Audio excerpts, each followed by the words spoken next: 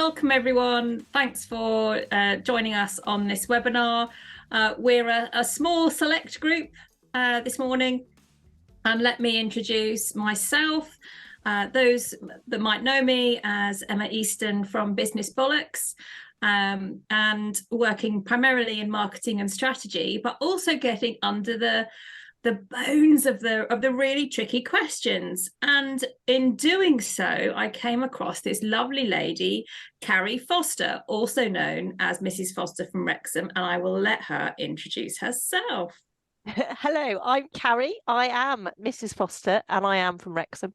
And I'm the founding quocker of What the Quok. And I work with business leaders around the world. And when I walk into a room, lots of people will wonder how a 5'3" tall lady in a purple suit, sometimes with purple hair, sometimes with other coloured hair, can possibly offer them something that will help them to learn something new, and more importantly, learn something that they can apply to their jobs. And I'm not here to provide you with brilliant answers to your most pressing problems. I'm here to challenge yesterday's answers. And what I'm here to do today is widen your field of vision to feel comfortable exploring what you don't know rather than what you do know, and having the courage to step outside of your biases to identify and challenge safe assumptions and rules that your organization and industry operates under. I'm more interested in what you don't know. And that gets really gnarly and starts sort of baking our noodles. So I work with Carrie in What the Quok as well. And you can imagine our Zoom calls when we're having a team update. It gets pretty interesting. But it came together with the global economy, the world, everything's got turned on its axis. And it became absolutely apparent that everything that we thought we knew wasn't necessarily the case. So what do we do? How do businesses move forward when the playbook is just torn up because we're on our 58th Prime Minister of the week, or we can't afford to turn on the electric, or all these kinds of things? Or if you're running a business and they're talking about potentially having rolling 4 to 7 hour blackouts if the national grid can't cope. So what do we do? This is stuff that's, I hate to use it, unprecedented. And now, as leaders of our businesses, we are looked to for the answers. But what we thought we knew was right isn't. When we thought we had the full picture of our landscape, we don't, because there's cheeky things happening behind blocks that we can't see past. And so, as Carrie said, what we need to do is get past these blocks and challenge our thinking to see what we thought was right really is or not. So this is why this morning we're exploring this. I feel like we should have a graphic with a Hollywood voiceover. The certainty of rightness. Carrie, what's the certainty of rightness? So what usually happens in organisations is when we get into a room with a knotty problem that we're trying to solve, we advocate for a point of view. So we have experts in the room, or people who perceive themselves as experts, coming along and helping us answer our problems. But that's based on this kind of false assumption that we actually are solving the right problem or asking the right questions. And we arrive at this series of judgments about whether a proposal is good, bad, maybe even indifferent, and we push towards agreement. But the certainty of rightness focuses on solutions to problems that are enduring. They're a framework of decision making which is focused on this advocacy for a particular solution, rather than inquiry, which truly leads to new insight. So it's that curiosity that we need to be promoting in business, rather than this idea that we know what the problem is and therefore we know what the solution is. And normal decision making processes, they result in seeking solutions to the wrong problem. So by not asking the systemic questions, we are fixing symptoms rather than the core problems. And if you're Could you give us an example of that, Carrie?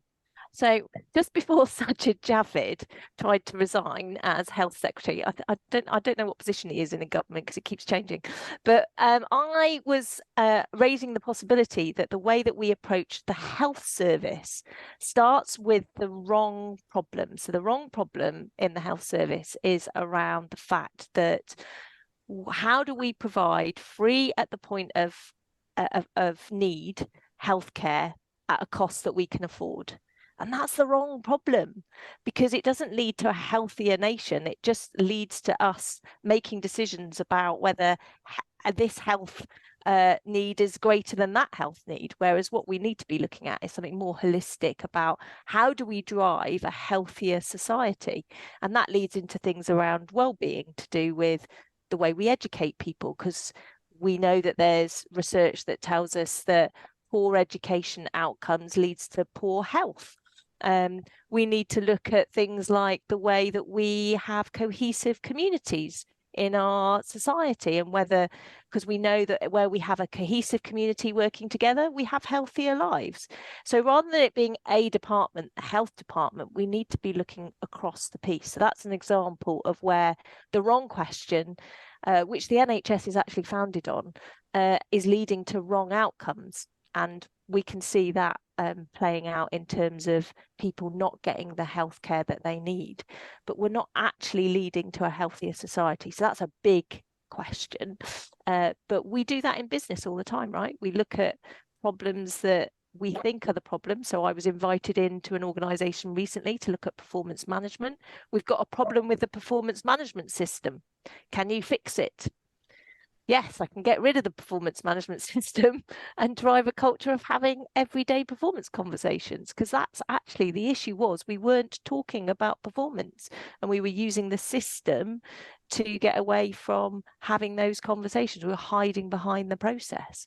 So sometimes people think they know what the problem is. The system's not working. It's not delivering the outcome. But actually what you're trying to fix, the problem you're looking at, isn't the problem. Problem was we weren't having conversations about performance. So if you really want transformation, then you need to look at your underlying assumptions. You need to give space and look at other alternatives. And today we're going to show you the power of that questioning right now. Dun, dun, dun. We do need graphics. We need like Hans Zimmer in the background doing a proper score. So I've selected a problem that we're all facing as business leaders. So the prevailing headwinds regarding our business environment. I'm sure every business leader is looking at it right now, shaking their head, because it's being at best described as grim. And after a summer of theatrics and derision, we've been promised by our current Prime Minister that hard times are ahead as the government works out how to deliver that calm, competent, pragmatic leadership during a deeply challenging time. So the question most businesses are asking themselves is, how will we recession-proof our organisation to shield us from the coming hard, challenging times? So I'll just ask that question openly. You can answer. So how will you recession-proof your business? What are some of the thoughts that are in your head about how to answer that question? For me, it's looking at cash flow. And invoicing. Getting them I'm paid. never going to look at that, Rich. Look for creative ways to get new clients coming in that you might not have done before. Good, yeah. Any other thoughts before I move on? Engage. For me, a big one is engaging with. My son always criticizes the way I phrase this, but future generations, I suppose, how we can bring future thinking into our businesses now that makes our businesses relevant for future years. Brilliant. So for many organisations that I speak to, they're already looking at how they make themselves economically resistant. So things such as reducing expenses, scaling back ambitions, monitoring cash flow to weather the the coming storm, if you like. So it's very much about battening down the hatches, really, and can we survive? It's good to hear the people on this call are actually thinking outside of that box, which makes the next bit really exciting, because it will be really interesting. So the exercise that we're going to do now is we're going to have a little bit of a think about our thinking. So to be very clear about the rules of what happens next, first of all, we're going to question our thinking. So it's not about finding a solution to the problem. How do we survive the coming economic turbulence? It's about looking at our thinking around that, creating a space where we can think critically about our thinking and looking at the issue from many different perspectives. It's not about agreement or consensus. This isn't about getting to an agreed outcome, but proactively engaging with what we don't know. So actually being curious about, what don't I know about what's happening? What don't I know about my business? What don't I know about the business environment? And being curious about other perspectives that are offered. So rather than going, oh, I agree or I don't agree with that, going, oh, that's interesting. If we follow that train of thought, where does it lead us? So we'll go down some rabbit holes. And finally, radical thinking goes beyond what we know. So it disturbs our thinking, and the outcome is not answers or solutions, but questions. So success for this exercise is for us to deliver one question that gives us all pause to think. So it makes you less certain about your prevailing wisdom and causes you to consider the assumptions that might be limiting your thinking and limiting what we thought we knew was right. So this is all about getting to a question. So when I ask a question, your challenge is to answer with a question, not with a solution. So I'm going to ask a question, and then I want you to go, okay, so what's the question that question prompts? Questions about questions. So are we clear on the rules of the game? Okay. So I'm going to start with a question. What question should organizations be asking right now to navigate the future?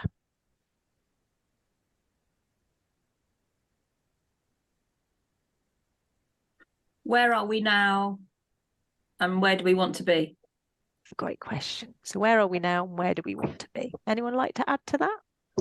What are the time priorities on how we're going to progress with plans going forward? Good. Yeah. Anyone else? Sorry, I was sending an email. I had to send very quickly. I wasn't fully on board with that, so I've been caught out. So I'll ask the question again, Richard. So what question should organizations be asking right now to navigate the future? If nobody has already said this, what do our customers really need? What do our customers really need? So what don't you know that you thought you knew? And if you answer that with a question, so what don't you know that you thought you knew? What impact is change in government plans going to have on my business? Well, this is like that American game show, isn't it? It is, yeah. Jeopardy. Are there any changes in corporation tax or different tax laws coming that could have a really big effect on my business? Okay. First, I was paying attention this time, and I still didn't know. I remember what don't you know that I thought I knew? Yeah. Nice. I don't know. I suppose I'm going to give the same answer. What do my customers really want? Okay. So if we follow that track down, customers and taxes, because those are two areas that I'd like to explore. So we've got one which is like the political landscape and one which is kind of like the market. So we've got those two areas. So let's go back to that question of what don't you know that you thought you knew? So if we go one step down the question beneath the question, so what do my customers need? So what's the question beneath that question? And if we look at the political landscape one with taxes, what don't you know you thought you knew? So one question each from you. What can I do that my customers need that I'm not currently doing? What can I do that? Yeah. Okay. What can I do to find out more? Yeah. To protect my business going forward in the short term. And on those two questions, what don't you know that you thought you knew just from what you've just heard?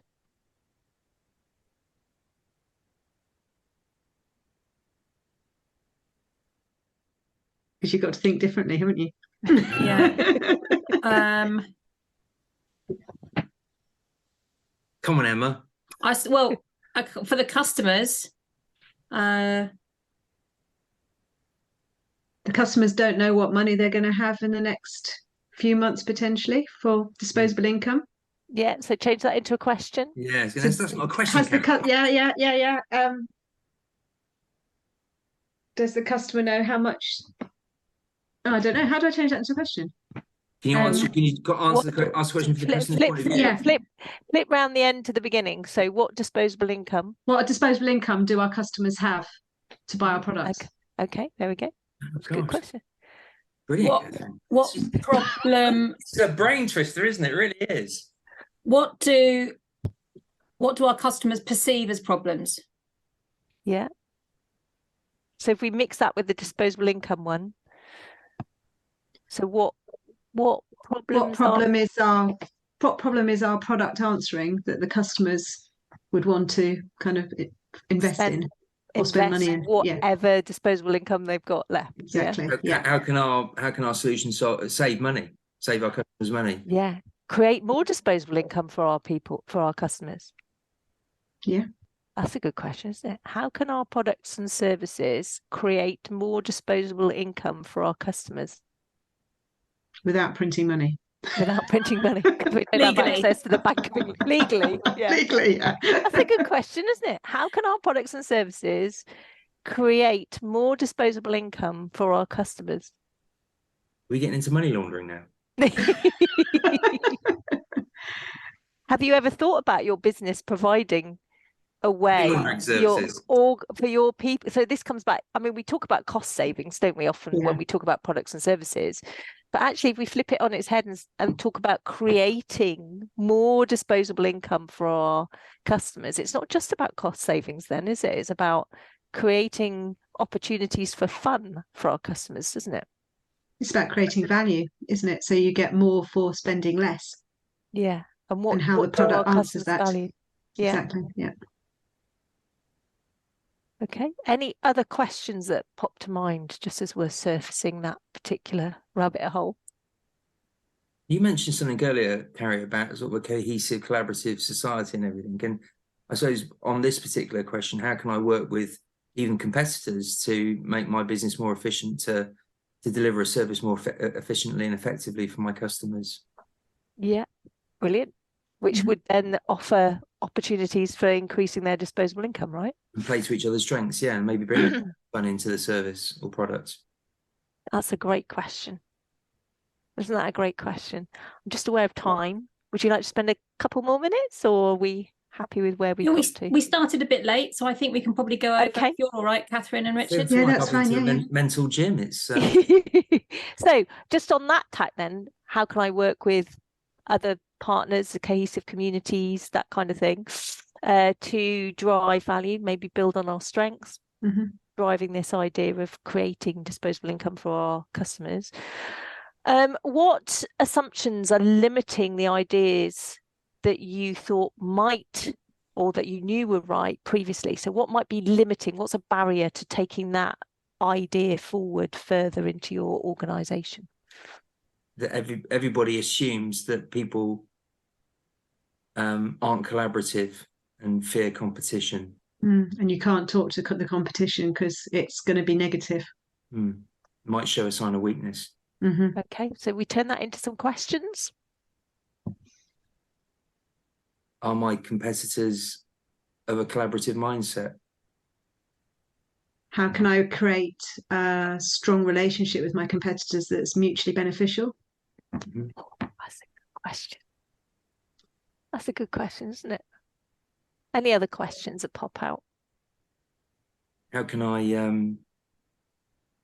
disrupt the norm and inspire others to follow? Do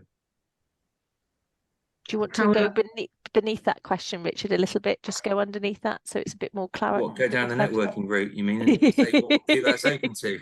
So when you say disrupting the norm, what do you mean? What's the norm you want to disrupt?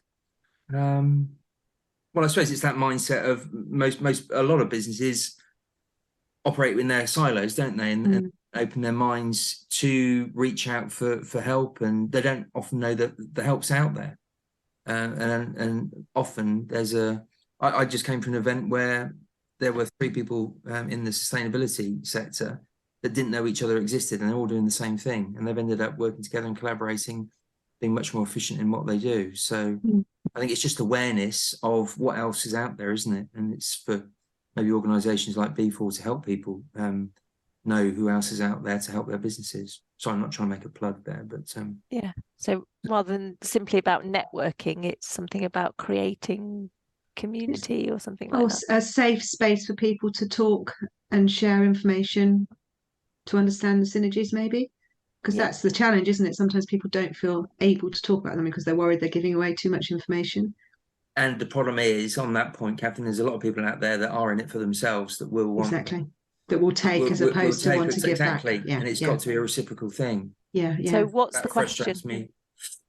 How can we find the people of the same mindset that collaborate for everybody's gain? Yeah, and frame the process so that the boundaries and the scope of the conversation is understood. That's a good question. So what strict rules and regulations? What would the question be if you were experimenting with the future instead of predicting it then? So we're coming into predictions, aren't we? Like there'll be some people who play bad and there'll be some people who want to play good, and we need to put some rules in place. But if we were experimenting with that future rather than predicting it, what would the question be?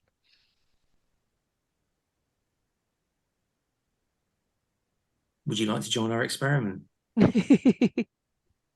the experiment? How can we something around how can we create a conversation to explore future working relationships or mutually beneficial? Yeah. So how can we create a conversation to create mutually beneficial relationships or working communities, or in an open and trust-based manner or something? Or and I think also giving ownership and asking people if they'd like to co-create that. We like that. Because then they feel a buy into it, don't they?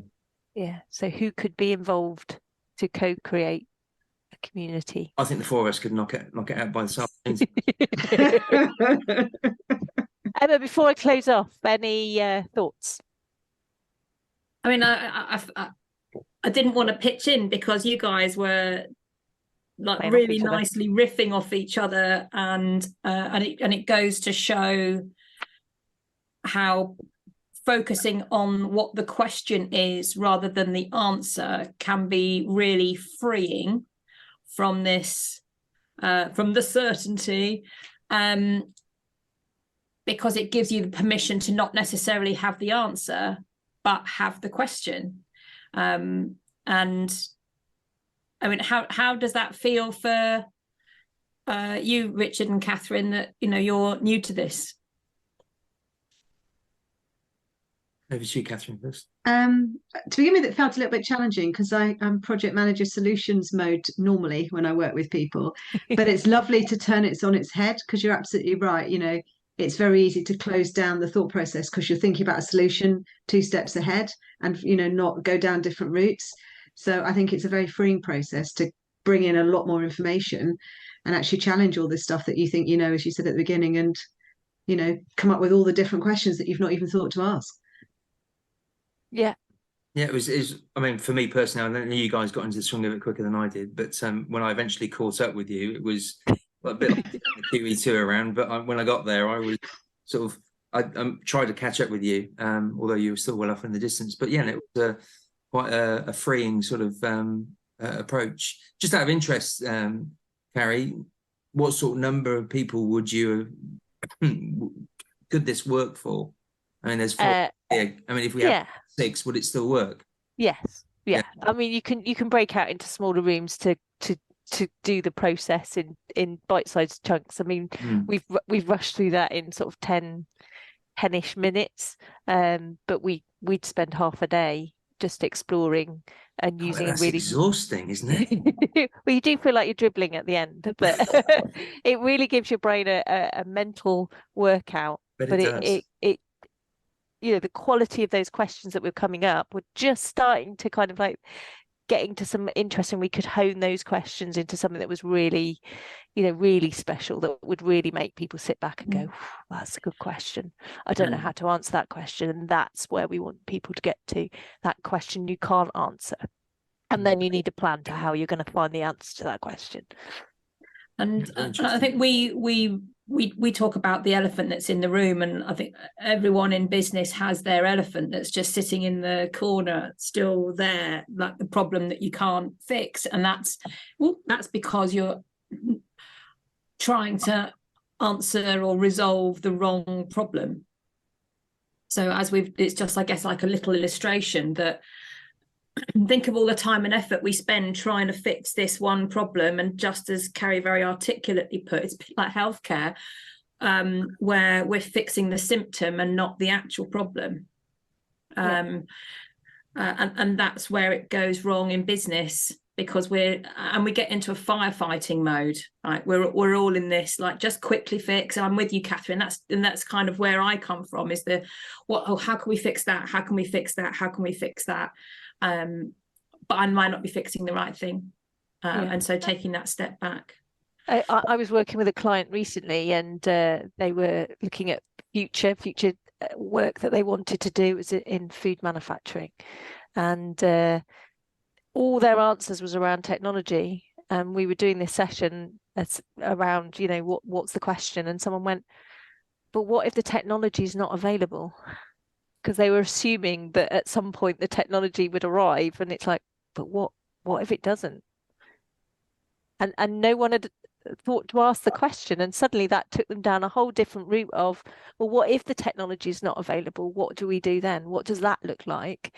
And then they were coming up with some of the solutions or questions around where we could look for solutions to their problems that weren't based on investing in gazillions of pounds of technology. It was kind of like, oh, actually we could solve this by doing X, Y, and Z. And it took them down a route that they weren't even, it was like almost like a separate room that they hadn't entered into. And they were kind of like, oh my goodness, there's all this area that we haven't even thought about, because we were so fixed on technology is the answer. But then when someone asks a very simple question, but what if? Those are my favorite type of questions. What if? It took them down a whole different line of thinking about where their possible answer might lie, because they had a different question asked. So really powerful. And that's what the Quok is, this idea of, it's called dialogic inquiry if you want the posh word, but it's basically getting people in a room talking and questioning and being curious together and looking at what we don't know, our areas of organizational ignorance. People often think ignorance is about not knowing anything, but the fact is we know lots of things, and we just need to explore what we don't know as well as what we do know, and helping organizations surf this period of time, which is like surf the edge of chaos rather than being sort of sideswiped by it, so we can actually imagine what some of the things might happen. So it's about critical thinking skills. It's about the contours of difficult issues rather than the trying to get to the center. It's actually, what are the edges of that, and what does that look like that we're ignoring, that are going to trip us up, they're likely to trip us up. It's a process which helps us to reflect and look at some of the judgments we make and assumptions that we make that we think we know is truth, but how do you know? Have you ever actually wondered why? One of the recent seminars I ran was on what flat earthers can teach us about perspective, and we often look at flat earthers as being quite ridiculous. If you are a flat earther, I apologise if I've just insulted you, but actually round earthers, how often do you think about why you think the earth is round?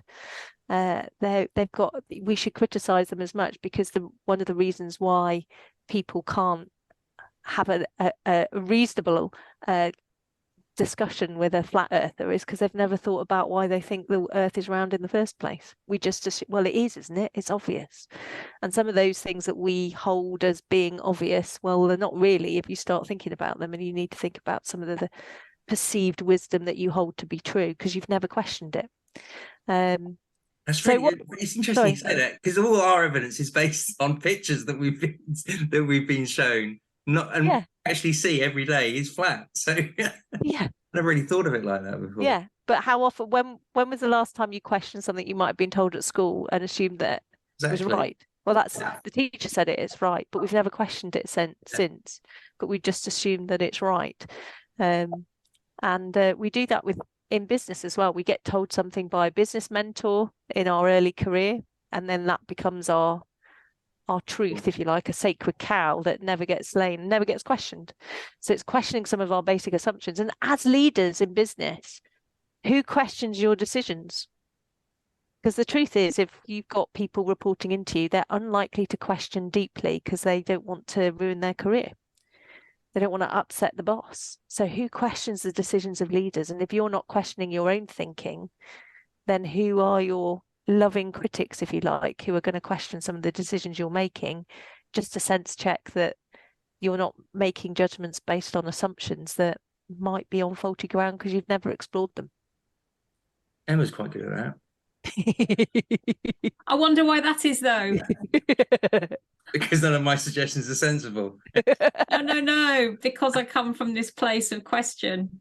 Excellent.